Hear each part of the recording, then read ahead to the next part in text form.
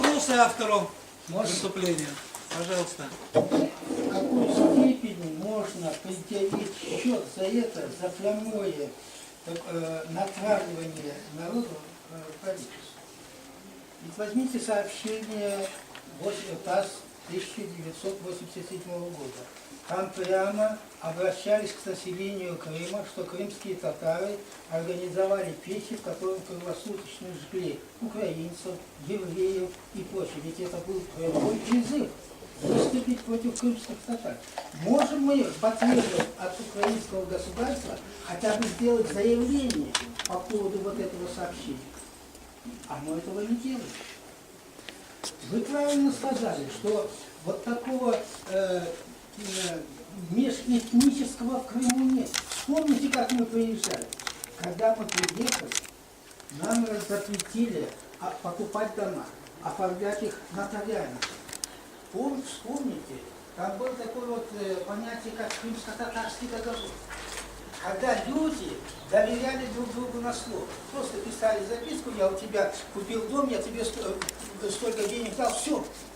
И вот это доверие между крымскими татарами и местным населением было столь поразительным, когда без нотариуса, без всего друг друга доверяли, и много-много лет спустя только оформили.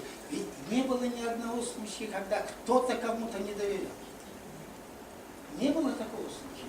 Не было ни одного случая, когда кто-то кого-то обманул. И вот это вот постоянное обращение к тому, что вот государство сделает все для того, чтобы сохранить мир, вот это вот пора, наверное, ложность вот этого пора срывать государство.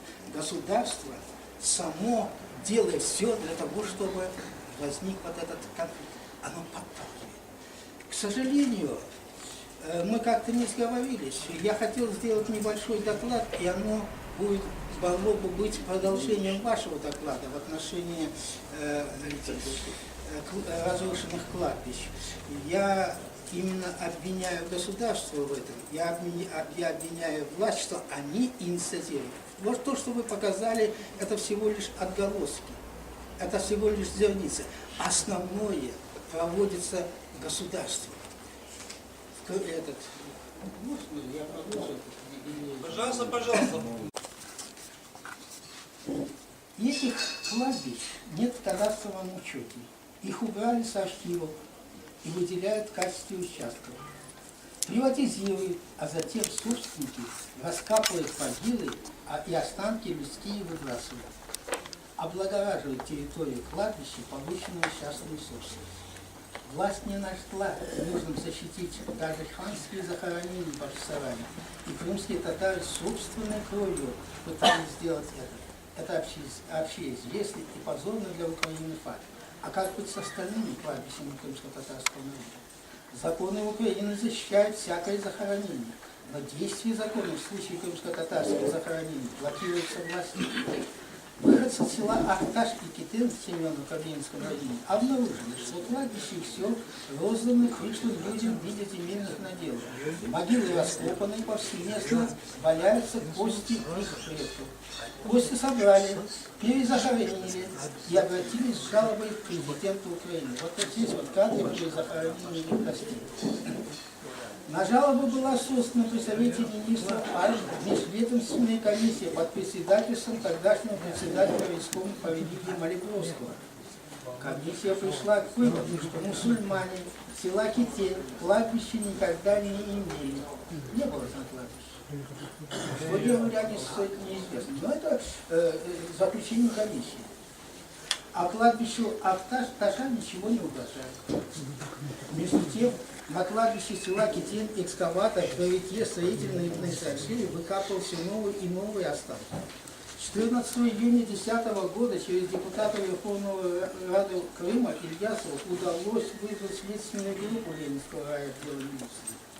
Следователь произвел следственные действия, отобрал кости, послал их на экспертизу, по телефону поинтересовались у эксперта, человеческие ли эти кости. Эксперт подтвердил и сообщил примерную данность захоронений – 1600 лет. Прокурор района предписал сельсовету провести для подтверждения наличия кладбища кладбище и определения его точных границ специальные земельные работы. Сельсовет предписал владельцу кладбища прекратить всякие работы. Казалось бы, наконец-то закон вступит в силу. Но нет, кому-то так не нужно было. И пошло. В акте врача-судмедэкспертизы указал уже другую давность, более 40-60-50 лет, возраст 5,5 лет ребенка. Результаты подстроили так, будто это случайный труп времен войны, а не кладбище. Сравнивая перечень исследованных экспертом костей с имеющимися видеоматериалами, выходцы села обнаружили, что исследованы далеко не все кости. Например, на одном из снимков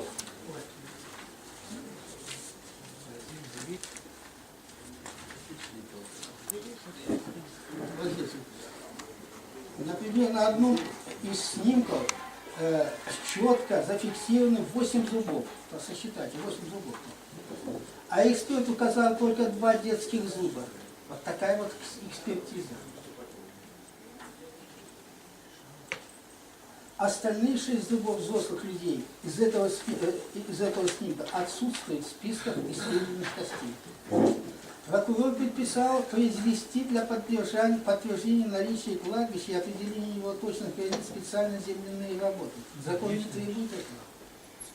Статья 36 Закона Украины об охране культурного наследия гласит, что при обнаружении культурного слоя участок не подлежит приватизации. И все. Зачем здесь границу определять, точные границы?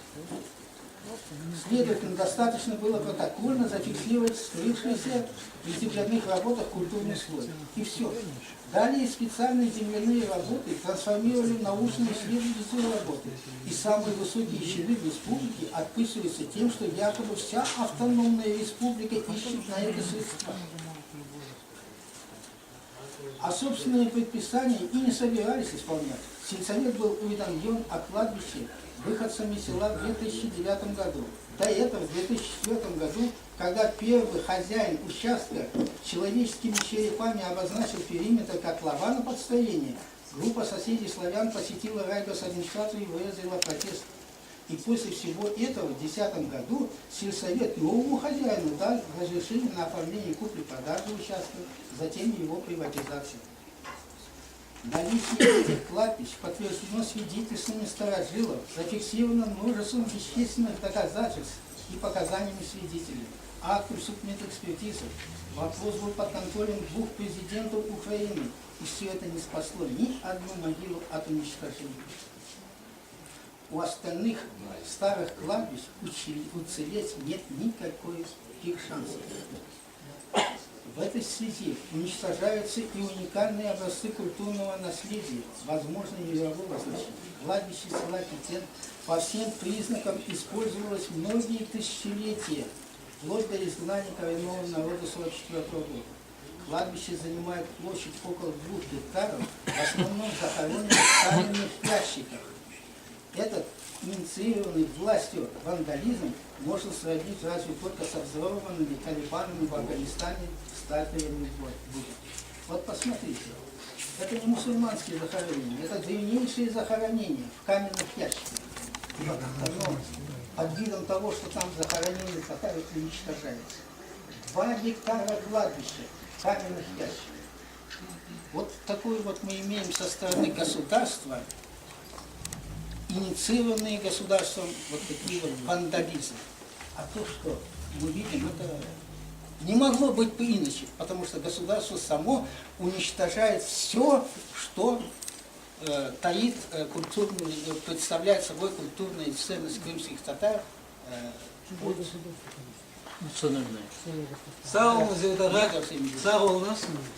Объявление. В свое время, достаточно давно, мы перевели такое руководство для неправительственных организаций по комитету о ликвидации расовой дискриминации на русском языке. Очень практичное пособие.